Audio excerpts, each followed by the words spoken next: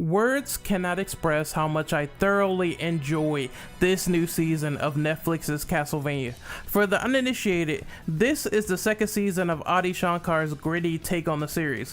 While the first season was superb, fans voiced their criticism about it being extremely short, almost too good to be true, with a macabre style and extensive death given to the villain before you realize it was over before it even began. Now with a new hot streak of 8 episodes, there's a ton of progression with more story content to dig through as you sift through these newer revelations at stake. Naturally, we'll begin with the plot of Castlevania Season 2 as it starts off with a prolonged emphasis on war. Dracula's motives for wiping out humanity via mass genocide is still on the cards after his wife was burned to death by the priests of Greshit, who labeled her as a witch in the first season. We even get the foreboding sense of tension with a flashback as Lisa warns these priests about what danger lurks around the corner should any harm befall her. The backbone of the season is about how Dracula's council interprets his plan with their own disagreements, opinions, and ideas on how things should be handled. You'll get well acquainted with some distinctive faces from Castlevania Curse of Darkness,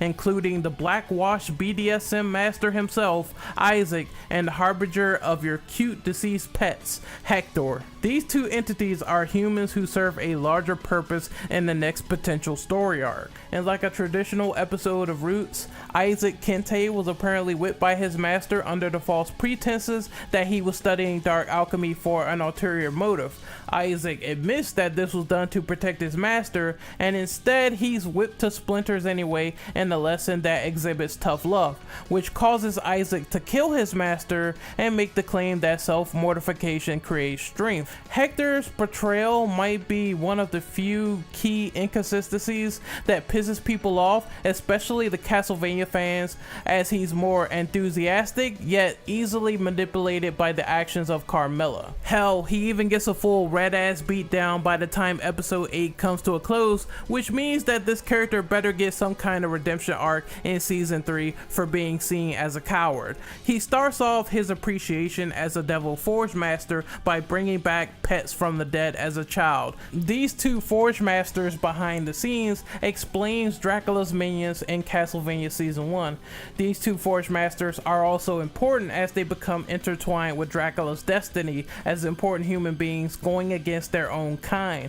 Speaking of going against your own kind, that becomes a backdrop later in the series, a reoccurring theme if you will. Dracula's console is filled with vampires, and they also have their own intentions after Carmilla has very illustrated plans for her own domination with her own faction, and Godbrand believing that the only way to really live as a vampire and be prosperous is to eat human blood and not be forced to eat like pig livestock or things of that nature. And you can start to see that doesn't correlate well to Dracula's plans, considering that he wants humanity eradicated. Unfortunately, these debates and stumbling blocks and stumbling imperfections of the characters leads to even more character development once they all intersect and things hit the fan from there. It's still a different interpretation of the Dracula's Curse story arc, so the leads are fueled with a lingering camaraderie and a brooding disdain for one another as they pair up. The signature sharpened wit still exists with Trevor, Alucard, and Sypha, the three main leads of the show.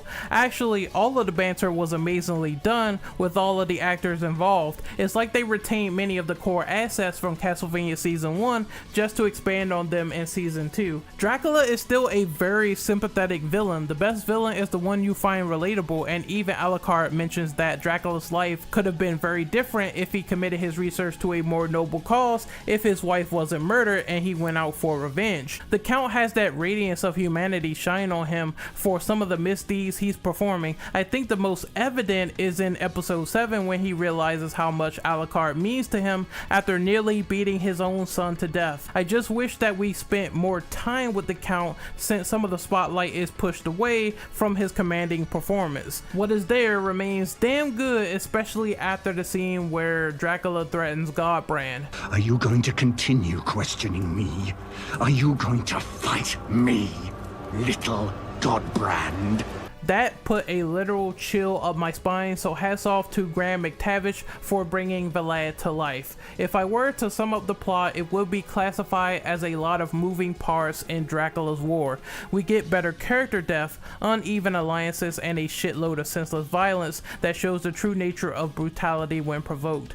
We get to see who is loyal to who and disloyalty even amongst Dracula's ranks as a fleeting sense of hope continues in the Dracula storyline. It even gets sentimental when Dracula dies and you feel all that plight and pain from the family bloodline. It's just expertly crafted emotions. Even that being said, outside of the fanboyism that I had for episode 7, that is the best episode in Castlevania season 2. You need to see it. When Bloody Tears came on, boy, when fucking Alucard turned into a wolf and he was slicing people left and right as a wolf with a sword in his mouth and going for people's jugular, I was absolutely ecstatic. I was excited, man.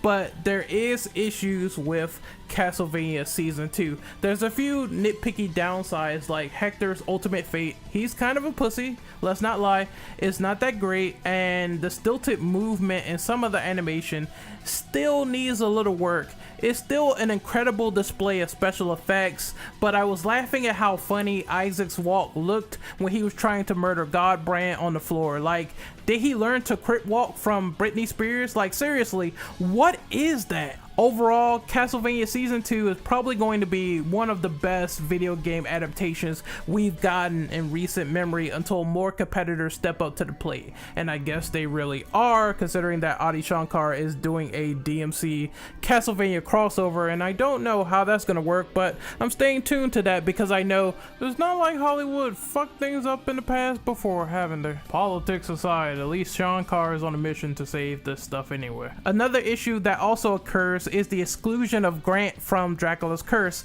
It seems that the old swashbuckling pirate didn't come into the fray in this season either, so that might cause some disappointment to Castlevania fans. Either way, the show sticks true to some of the things you know, inserting in a ton of fan service with a tightly wrapped narrative around things that you would expect from Castlevania. The animation can range from fantastic to serviceable at times, especially during the fights. I believe during those really hectic fights, you see the frame rate just slow down a bit, and it could be a bit too stilted. The characters and voice acting create a turbulent euphoria among the lead roles to see what kind of predicament they wind up in next without being too cliche.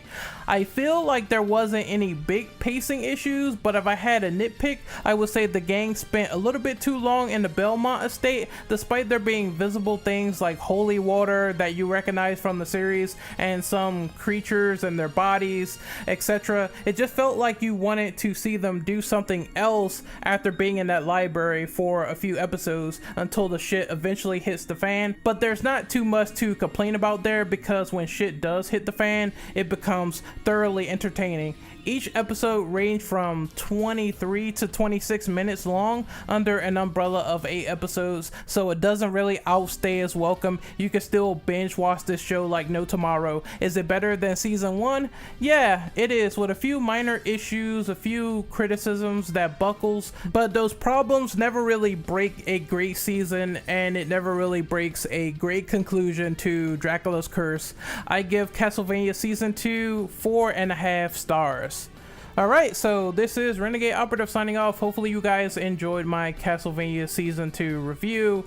I will put the Season 1 review in the description below in case you missed it.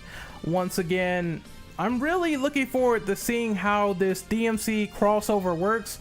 Huge friggin' DMC fan, and I want to see what they do with it. I did explain before in my own Discord that I think Shankar's meaning of a bootleg universe means that he's just helming the project. I don't think it necessarily means that he's doing a Castlevania DMC crossover. I just think he's saying this is my bootleg universe as a way of saying, hey, I made this. So it might not even be associated with Castlevania, but we will see, fam. We will see. I think it just might be the same art style and all that stuff done by the same studio, and I think is just going to represent those artistic values instead of being a crossover. But we'll see what happens. Either way, I'm kind of looking forward to that.